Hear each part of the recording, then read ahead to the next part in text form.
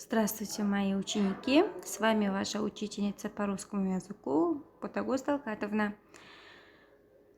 Для начала давайте приготовьтесь к уроку, доставайте учебники, тетради, ручки и так далее. Для начала урока вы должны разгадать тему. Отгадайте сперва загадку. Что в гору не выкатить, в решете не унести и в руках не удержать. Подумайте, ребята. Это, конечно же, вода. Вода – сок жизни на земле.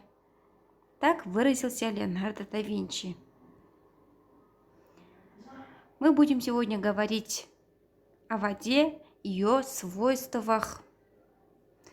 Наша тема «Какая ты вода? Волшебница вода».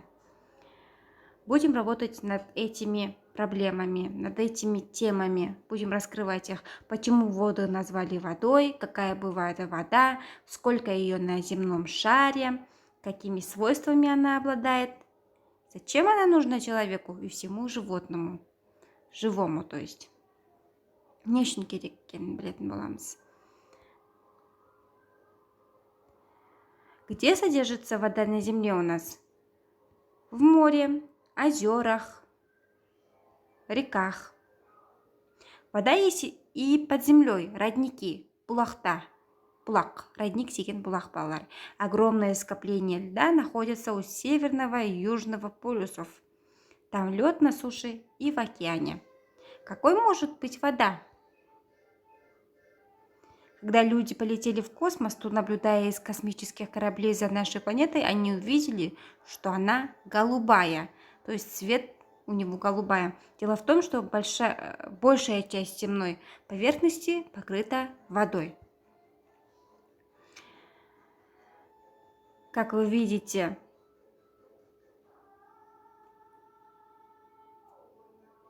синим цветом здесь нарисована вода, а красная это суша. Кругакшер.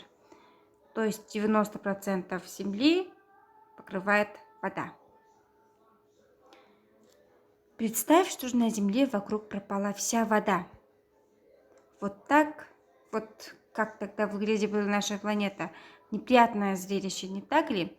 Бұл сурет балалар біздің егерде жерімізде су болмаған жағдайда біздің әлеміміз, планетамыз осылай көрінген болар еді. Вот как бывает, если у нас не было воды на земле. Мы на 70% состоим из воды. Без воды человек может прожить только 3 дня, ребята. Только 3 дня. В теле животных вода обычно составляет больше половины массы. Тело медузы, например, состоит из 95% воды. Медуза – это морское животное. Вода содержится во всех частях растений. Өсімдіктерде де бар су. Много сока в плодах арбузе, апельсине, лимоне. Этот сок всегда растворенными в ней различными веществами, но даже в сухих семенах растений есть вода. Много ли воды в человеке? Сейчас сосчитай. Массу своего тела раздели на 3 и полученное число умножь на 2. Біз өзіміздің денемізде қаншалықты су бар екенін білу үшін, балалар, математиканы еске түсірейік осы жерде. Математиктарымыз көп екен бізде. Өзіміздің массамызды 3-ке бөлеміз де, одан шыққан санды 2-ге көбейтеміз. Осылай өзіміздің денеміздегі судың салмағын есептеп алсақ болады. Есептеп маған жіберсеңдер болады. Можете решить эту задачу и отправить мне. Будет интересно, да? Воду пьют поля и леса. Без нее не могут жить ни звери, ни птицы, ни люди. Вода в жизни человека, растений и животных. Но вода не только поит, но еще и кормит. По морям и океанам днем и ночью плывут тысячи рыболовных судов. Вода добывает электрический ток, работая на электростанциях. Вода моет всех людей, города, машины, дороги. Барлығымызды да жуындырады дейді, жуады. Адамдарды да, қаланы да, машинаны да, және де дорога. Жолдарды да. Вода – это самая большая и удобная дорога. По ней днем и ночью плывут суда, везут разные грузы пассажиров. Көлік ретінде де бізге су қажет екенін білеміз. Без воды не замесить тесто для хлеба, не приготовить бетон для стройки, не сделать ни бумагу, ни ткань для одежды, ни резину, ни конфеты, ни лекарства, ничего не сделать без воды. Откуда наш организм получает жидкость? Это, конечно же, от еды и напитков, да? Біз суды осы тағам және де сусындардан аламыз.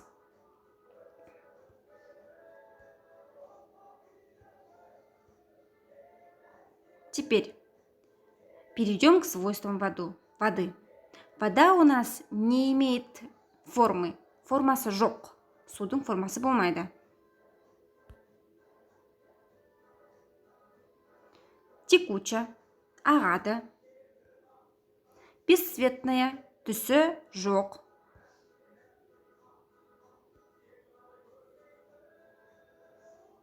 Прозрачная, түссіз.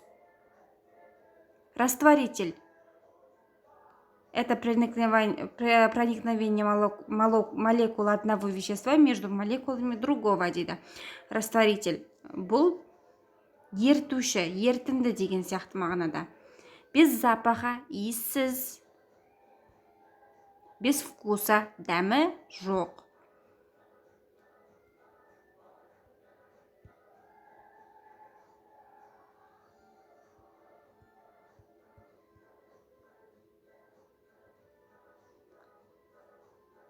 Вот, ребята, 8 ключей к 8 свойствам воды. Можете это написать в своих тетрадках. Теперь задание к вам. Вода это... В этом задании вы должны вместо двоеточий написать предложение. Не хватающие слова.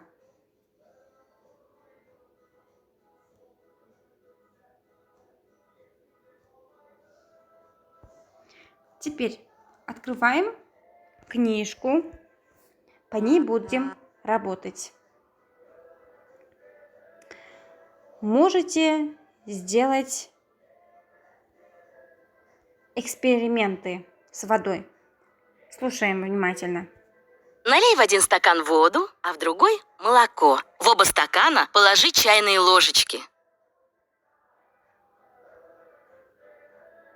А теперь попробуй наклонить стакан с водой или перелить в другую посуду.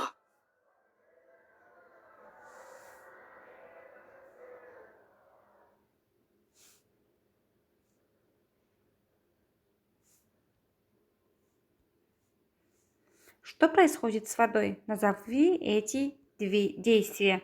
То есть вода здесь льется, да? Налей в один стакан воду, а в другой – апельсиновый сок. Понюхай воду и сок, а затем попробуй их на вкус. Чем пахнет вода? Какая она на вкус? Почему люди иногда говорят, какая вкусная вода? Вот на эти вопросы давайте ответы дайте мне в тетрадках. Возьми в руки снег или лед.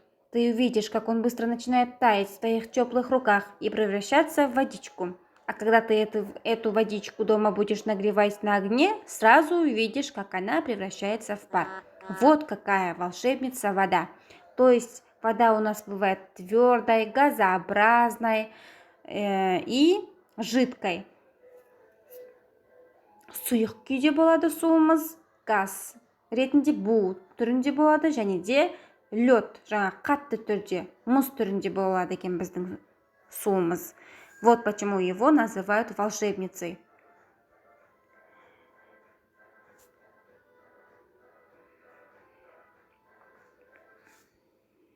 Так, задание второе. Запиши общий вывод. Вода – это жидкость, у которой нет. И дальше вы должны дополнить это предложение. Вода может быть какой? Это тоже вам задание. Так. Море, морская. Какая бывает вода? Озеро, озерная. Минералка, минеральная, да? Река, речная. Водопровод, водопроводная. Газировка, газированная. То есть из данных слов мы сделали прилагательные. Теперь, ребята, я хочу вам дать стихотворение, чтобы вы выучили. Я сейчас вам прочитаю выразительно. Поставьте, где надо, ударение. И отправьте мне по видео, где вы рассказываете этот стих наизусть. Понятно вам, ребята? То есть 2 задания в тетрадях вы записываете и отправляете мне, а это тоже на видео снимите и отправите мне на WhatsApp. Слушаем внимательно. Есть чудесная водица, без нее нам не прожить, не умыться, не напиться и здоровыми не быть. Что же это за водица? Кто ответит на вопрос? О водичке все мы знаем и утрем любому нос. Это дождик и сосулька, белый снег и гладкий лед, ручеек, родник и речка, каждый все это поймет.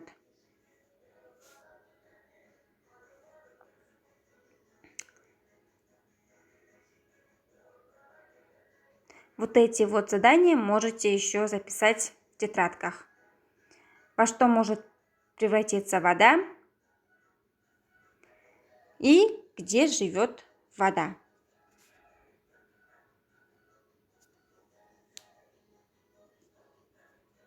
Можете дополнить этот ряд. Все, ребята, на этом я заканчиваю наш урок. Выполните все домашние задания. До свидания, ребята. До скорых встреч.